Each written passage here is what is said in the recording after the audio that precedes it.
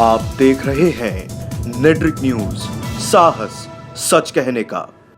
नमस्कार, आप देख रहे हैं नेट्रिक न्यूज और आपके साथ मैं हूं दीप्ति द्विवेदी। आगामी लोकसभा चुनाव के नजदीक आते ही उत्तर प्रदेश के सियासी गलियारे में गठबंधन की सुगबुगाहट तेज हो गई है। हाल ही में दिल्ली में हुई अखिलेश और मायावती की इस मुलाकात के बाद राजनीतिक सरगर्मियां बढ़ गई हैं। बीजेपी के खिलाफ प्रदेश में किलाबंदी करने में जुटी सपा और बसपा ने लोकसभा चुनाव के मद्देनजर गठबंधन और सीटों के समीकरणों को लेकर एक कदम और आगे बढ़ा लिया है। जानकारी के मुताबिक उत्तर प्रदेश की 80 लोकसभा सीटों में से ये दोनों पार्टियां 37 लोकसभा सीटों पर चुनाव लड़ेंगी, जबकि कांग्रेस के हाथ में केवल 2 सीट अमेठी और रायबरेली ही छोड़ी जाएंगी। ये राहुल गांधी के लिए बहुत बड़ा झटका साबित हो सकता है। मतलब साफ है, उत्तर प्रदेश के गठबंधन में कांग्रेस के लिए कोई जगह ही नहीं है। हालांकि दोनों पार्टियों की तरफ से कोई आधिकारिक बयान नहीं आया है। वहीं 15 जनवरी के बाद सीटों के बंटवारे को अंतिम रूप दिया जा सकता है। यूपी में कांग्रेस के हाथ 2 सीट इसलिए भी दी जा रही है कि यहाँ हर हाल में बीजेपी को रोकने की कोशिश की जाएगी। वहीं 2 सीट अजीत सिंह की रालोद के लिए भी मथुरा और बागपत सीट छोड़ी जा सकती है। बागपत तो अजीत सिंह की परंपरागत सीट रही ही है, जबकि जयंत चौधरी मथुरा सीट जीत चुके हैं, लेकिन ये दोनों पिछले लोकसभा चुनाव में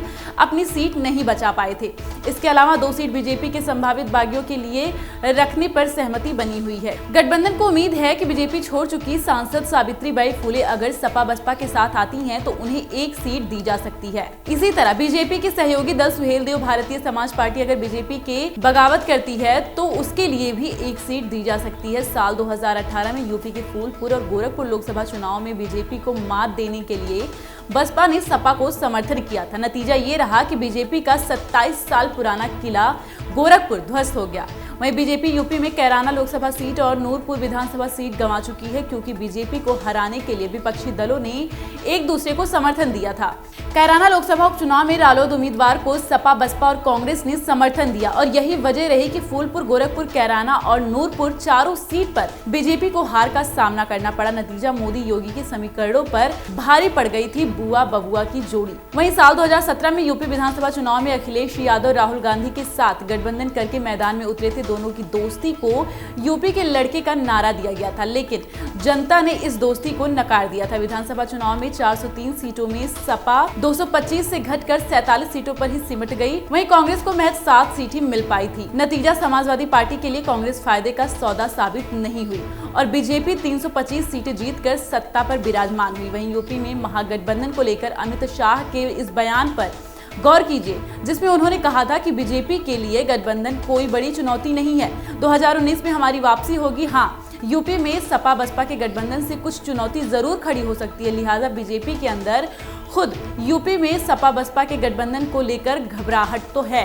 ये अलग बात है कि चुनावी रणनीति के तहत पार्टी इस घबराहट को उजागर नहीं होने देना चाहती, लेकिन मौजूदा समय को देखते हुए बीजेपी के वोट बैंक को बड़ा धक्का लगेगा। इससे दलित वोट बैंक पूरी तरह बीजेपी से अलग हो जाएंगे, क्योंकि पश्चिमी यूपी में बसपा का खास जनाधार माना जाता है। वहीं अगर पूरे यूपी को देखा जाए तो यूपी में 20% मुस्लिम, 21% दलित, 8% यादव, 5% कुर्मी, 11% ब्राह्मण, 6% ठाकुर, 25% ओबीसी वोट बैंक है। यूपी में कांग्रेस के साथ रहने या ना रहने से सपा बसपा की सेहत पर कोई असर नहीं पड़ेगा, क्योंकि यूपी में कांग्रेस अपना जनाधार खो चुकी है। सिर्फ लोकसभा की 2 सीटें कांग्रेस के पास हैं और वो भी परिवार तक ही सीमित है। कांग्रेस को 2 सीटें मिलने से साफ है कि वो गठबंधन से बाहर ही रहेगी। अब देखना ये दिलचस्प होगा कि कांग्रेस इनसे दोस्ताना संघर्ष करती है या मजबूती से अकेले लड़ेगी। वैसे कांग्रेस और शिवपाल यादव की नई पार्टी के बीच भी नजदीकी बढ़ने की खबर आ रही है। ऐसे में इन दोनों के बीच समझौता हुआ तो सपा के लिए अलग मुश्किल होगी। अभी के लिए इतना है, लेकिन देश दुनिया की तमाम खबरों को जानने के लिए आप सब्सक्राइब करें हमारे चैनल नेट्रिक न्यूज को, और आपको हमारा वीडियो पसंद आया हो तो लाइक कमेंट भी जरूर करें। नमस्कार। हमारे साथ जुड़े रहने के लिए हमारे YouTube चैनल को सब्सक्राइब करें, साथ ही बेल आइकन को दबाएं। नेट्रिक न्यूज की खबरें सबसे पहले देखने के लिए।